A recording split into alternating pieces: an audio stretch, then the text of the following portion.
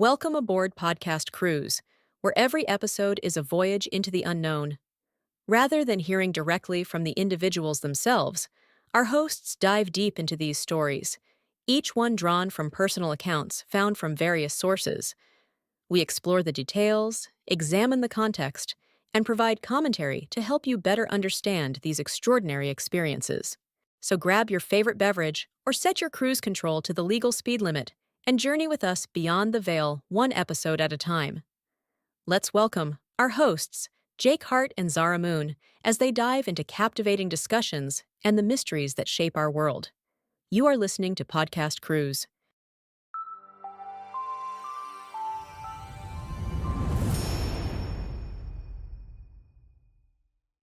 Okay, so today we're diving into some pretty fascinating material. Yeah, You've provided us with a YouTube video right. about a woman's near-death experience, and then also a blog post that kind of goes even deeper into her story. Yeah. And it seems like you're interested in like this intersection of personal transformation and spirituality, and maybe even like the nature of reality itself. Absolutely. So, okay, let's unpack this. We're diving into the story of Louisa Peake, a self-proclaimed atheist who had a profound NDE back in the 1980s. Yeah, in the 80s. Okay. Wild times. Our sources are a YouTube video titled Alcoholic Dies and Meets Her Ancestors on the Other Side, Near-Death Experience, for the Coming Home channel, and her personal blog post titled My NDE and Effects of Spiritual Evolution. Okay. So buckle up, because this deep dive takes us from a wild night at a Manhattan nightclub to a life-altering encounter with the light. That's right. And I have a feeling it's going to leave you pondering some pretty big questions. Big questions. So, What's particularly intriguing about Louisa's story is that, like, she was, by her own account, like, deeply, deeply rooted in atheism before this whole experience. okay. It wasn't just sort of like a casual, I don't believe in God. It was like she was using, philosophy and actively trying to disprove the existence of God. So it sounds like she was someone who really valued logic and reason above all else. Absolutely. Can you kind of paint a picture of her life, like, before her NDE? Well, picture this. It's the 1980s, and Louisa is a young, ambitious woman thriving in the intellectual world. She excels academically and then moves to Manhattan, right into the heart of the fast-paced, sometimes superficial 80s New York scene. And this transition seems to be a little bit of a struggle for her. She, mentions in her blog dealing with panic attacks and, turning to alcohol and drugs to cope with the pressures and insecurities she felt. It's almost like she's trying to build this persona of coolness and confidence to fit into this world like she finds herself in. Yeah. Which is like a stark contrast to the intellectual environment that she was used to. Exactly. And it's in this setting that Louisa's story takes a very dramatic turn. Okay. One night at the Peppermint Lounge, she and her date find themselves out of cocaine.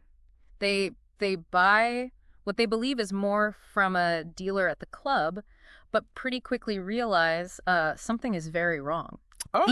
Even her date, who was more experienced with drugs, comments, we've been ripped off with something worthless. And this is like where the real danger comes in. Absolutely, this is where the real danger comes in. What they had unknowingly purchased was pure lidocaine. A powerful anesthetic. Oh, wow. Lidocaine can numb the gums just like cocaine, but it can be fatal if ingested systemically. Wow. So Louisa, maybe desperate for that escape or caught in the grip of addiction, snorts this entire pile of lidocaine. Yeah. She starts experiencing these strange physical symptoms, Yeah. like tunnel vision and tingling, but misinterprets them, of course, as side effects. Side effects of the drugs. Yeah. Which is, just a chilling reminder of how easily our perception can be skewed, when our mind is searching for those familiar explanations for what we're experiencing. Absolutely. And really highlights, the vulnerability of our consciousness, Right. Especially when we're in these altered states. Right. Her body is literally shutting down, and her mind is scrambling to make sense of it. Right. And then she takes a sip of water. Right. Which seems like such an ordinary act, Yeah. but it becomes like this catalyst for like this complete shift in her reality. It really is. It's, almost like stepping through a doorway into another dimension. She describes it as this This sudden, forceful blow, like being punched by Popeye, are her words, and she's launched into this incredible out-of-body experience. It's fascinating to me how like an action as simple as taking a sip of water could like trigger such a profound experience. Yeah. What happens to her once she's launched into this other realm? Well, Louisa's account in both the video and her blog is incredibly vivid. Okay. And there's this immediate sense of liberation as she finds herself soaring above the ocean, watching the Manhattan skyline shrink behind her. Wow. And the sensation of leaving the physical body and this profound peace that she feels are, common threads woven through many near-death experiences. Right. But what's, particularly interesting is that Louisa's experience goes beyond these common elements. It delves into realms that, that challenge our conventional understanding of consciousness. Okay. So, think about this. Research suggests that during NDEs, people report seeing and hearing things that they couldn't possibly have perceived through their normal senses. Right. And some researchers actually call these veridical perceptions, Okay. where the experiencer accurately perceives events happening in the physical world while their body is unresponsive. That's incredible. It really challenges those purely materialistic explanations of consciousness that we're so accustomed to. Yeah. So what happens to Louisa next? She finds herself drawn to a house, which she instinctively recognizes as the house of her ancestors. Wow.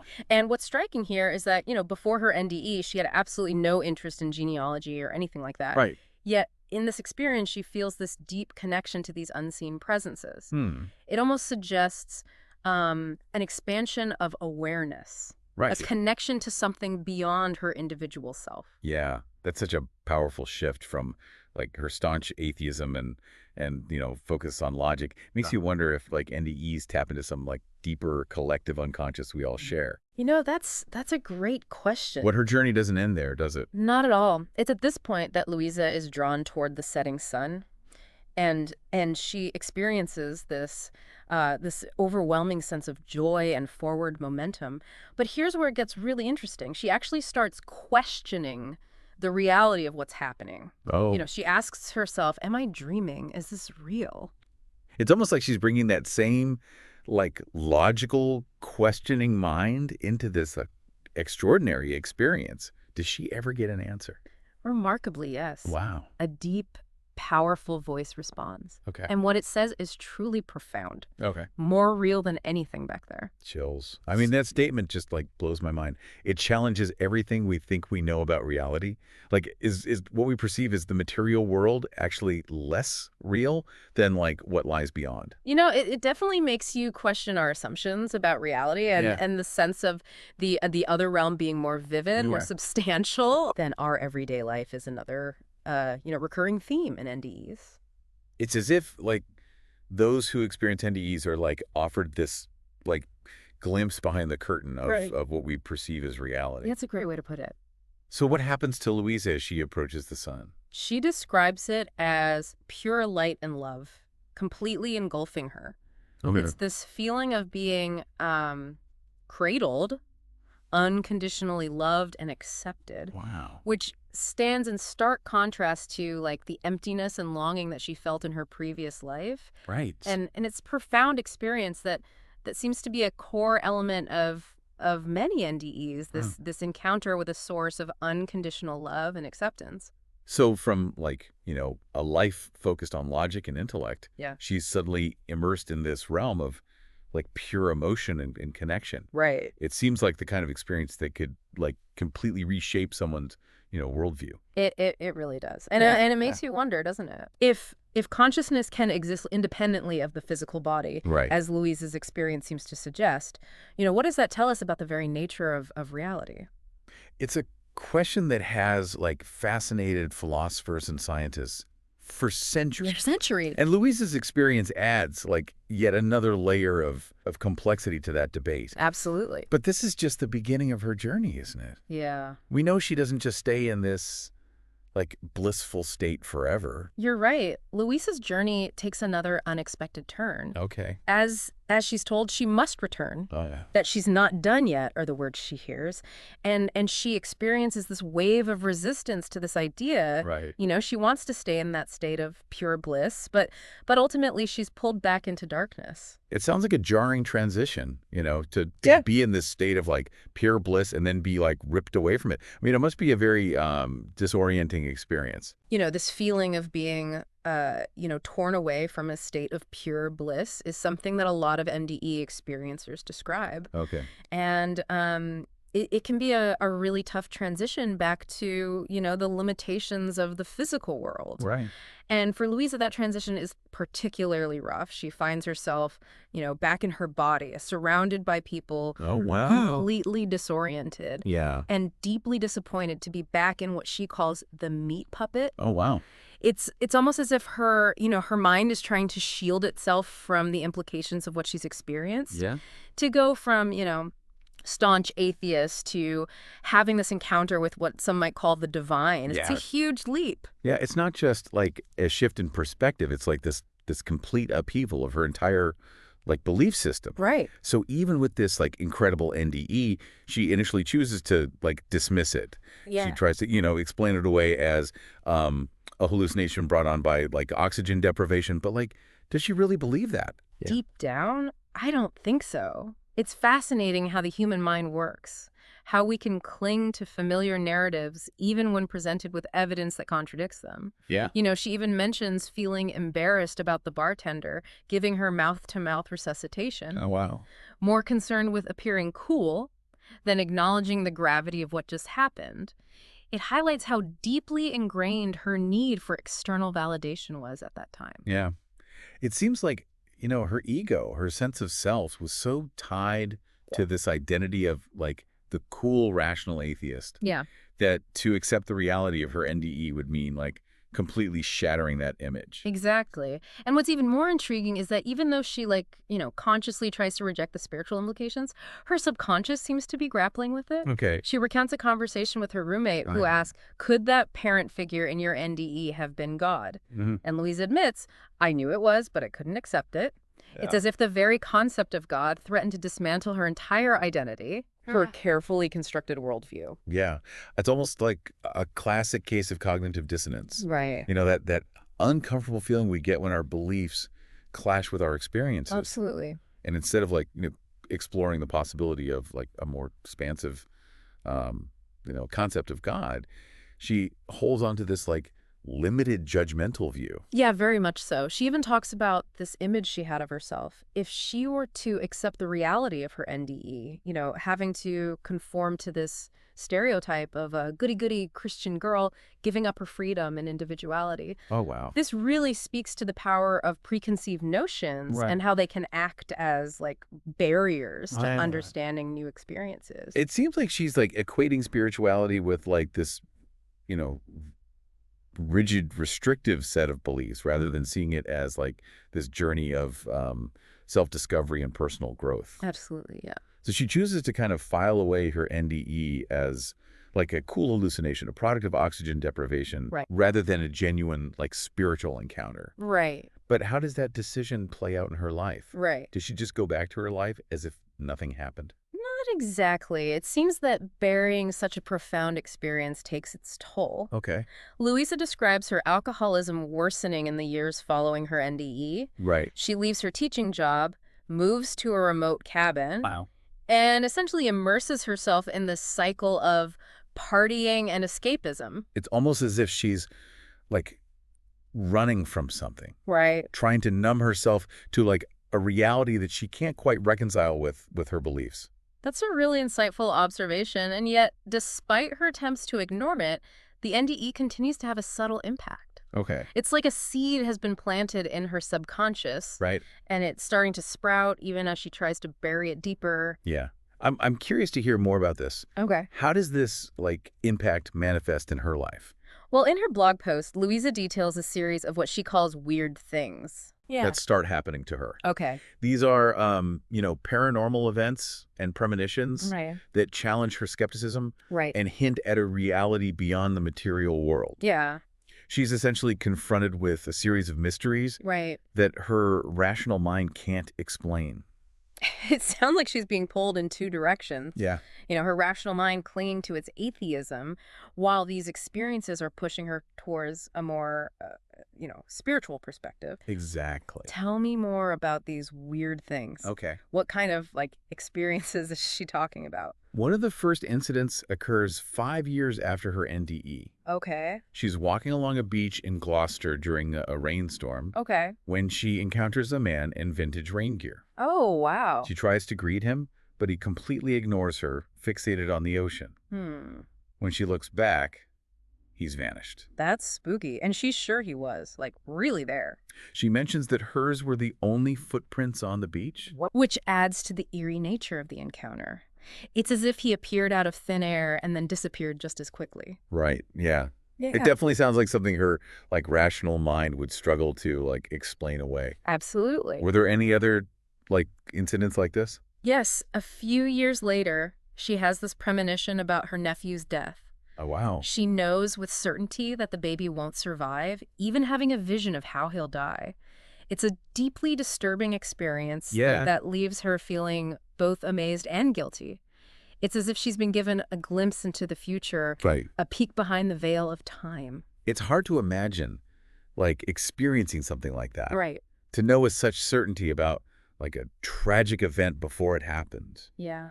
How does she even begin to, process that? It seems like these weird things are starting to chip away at her skepticism. Okay. She's still trying to rationalize them, Right. but it's becoming increasingly difficult to deny that something extraordinary is going on. Yeah.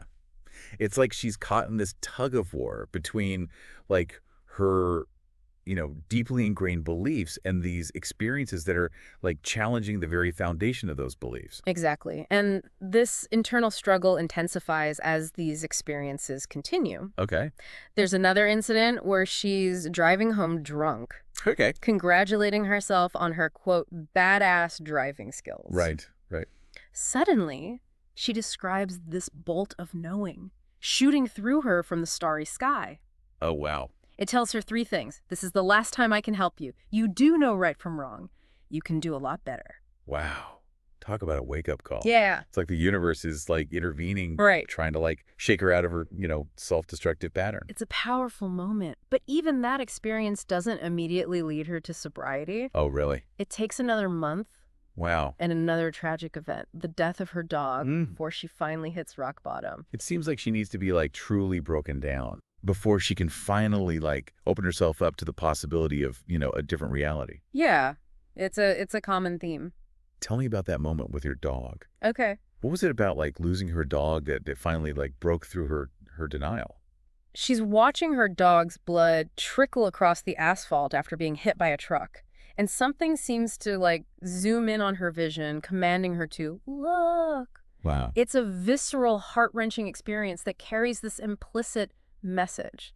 Your blood could be next if you don't change your ways. That's a powerful image, a stark reminder of, her own mortality. Yeah.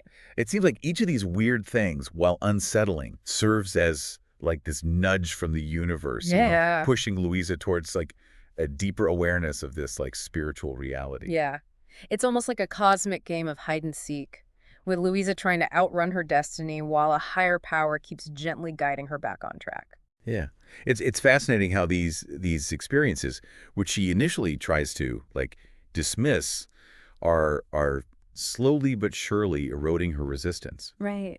It seems like her journey to sobriety, sparked by this realization that she's not alone and is being guided by something greater than herself, is just beginning. You're right. And as we move into the final part of our deep dive, we'll explore how Louisa's journey to sobriety ultimately leads her to a transformative understanding of God, Right. one that goes beyond the confines of traditional religion. Yeah.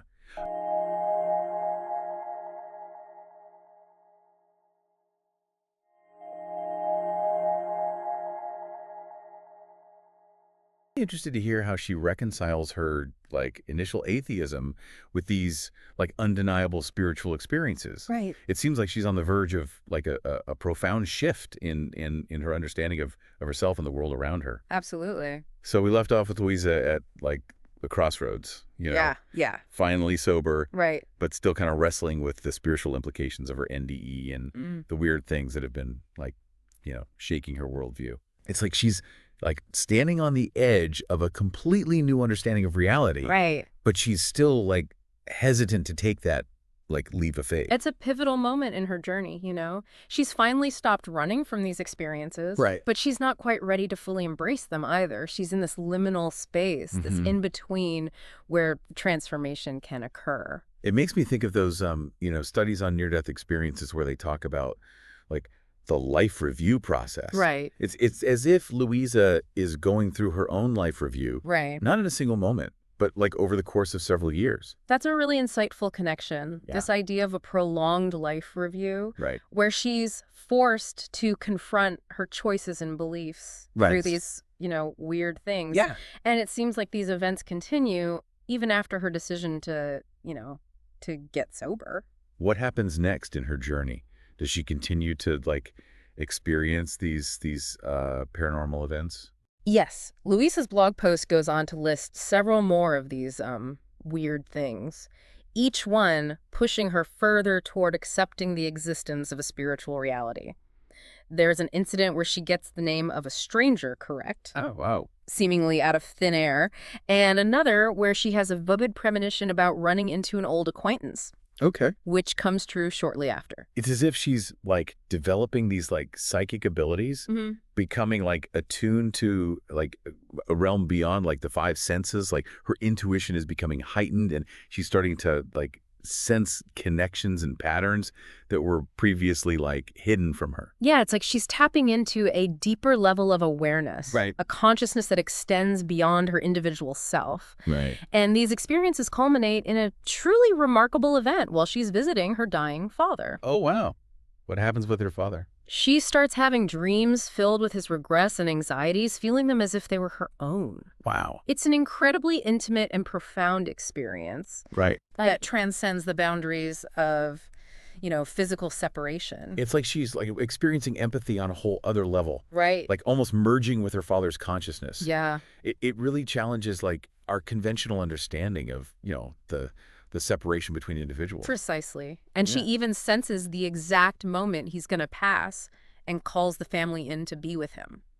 Wow. It's a deeply moving experience that solidifies her belief in a consciousness that transcends the physical body. It sounds like a beautiful and heartbreaking experience Okay. all at the same time. Yeah. After years of resistance, it seems like Louisa finally like embraces the spiritual dimension of life. Right. But how does this like newfound belief manifest in her understanding of God? Like, does she like convert to a specific religion? It's important to note that Louisa's concept of God is far from the traditional religious view she had once rejected. Okay. She describes it as a nexus of intelligence and love, an energy that permeates everything, Right. rather than a personified deity sitting in judgment. Okay. This idea of a nexus really speaks to a more interconnected, Right. holistic understanding of the divine. So she's like moved away from that image of like, dude in the sky that she found so off-putting. Exactly. Her understanding of God is more expansive, more inclusive, Okay. recognizing the interconnectedness of all things. She even sees herself as a conduit for this divine energy, striving to leave each person she encounters a little happier than they were. It's a beautiful and inspiring perspective. It reminds me of some Eastern philosophies that talk about like the interconnectedness of all things. Right. The idea that we're all like part of this larger web of consciousness. Absolutely. Yeah. It's fascinating how her journey has taken her from this very Western logic-based atheism Right. to a perspective that incorporates, elements of Eastern thought. It speaks to the universality of these spiritual concepts. So from a diehard atheist to a woman who embodies this like expansive spirituality, Louisa's transformation is like truly remarkable. Right. It really highlights the power of experience to reshape our beliefs Right. and open us up to new possibilities. Even someone as deeply entrenched in their atheism as Louisa couldn't deny the reality of what she had encountered. It makes you wonder, like, if we're all capable of such like profound shifts in perspective, Yeah. if we're willing to like be open to experiences that challenge our preconceived notions. Absolutely. And it raises another thought-provoking question. If seemingly ordinary events can be infused with deeper meaning, Right. how might that change the way we perceive our own lives and the world around us? That's a beautiful thought to leave our listeners with. This deep dive into Louise's extraordinary journey has been a fascinating exploration Hmm. of the intersection of, personal transformation, Right. spirituality, Yeah. and the very nature of consciousness itself.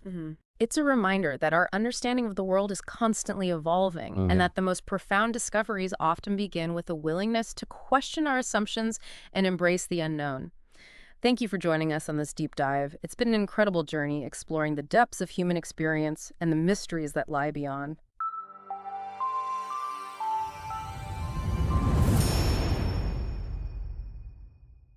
Thank you for cruising with us on Podcast Cruise. If you enjoyed this journey into the unknown, don't forget to like, subscribe, and share. Your support helps us bring you more intriguing and thought provoking podcasts. Stay curious, and we'll see you on the next adventure.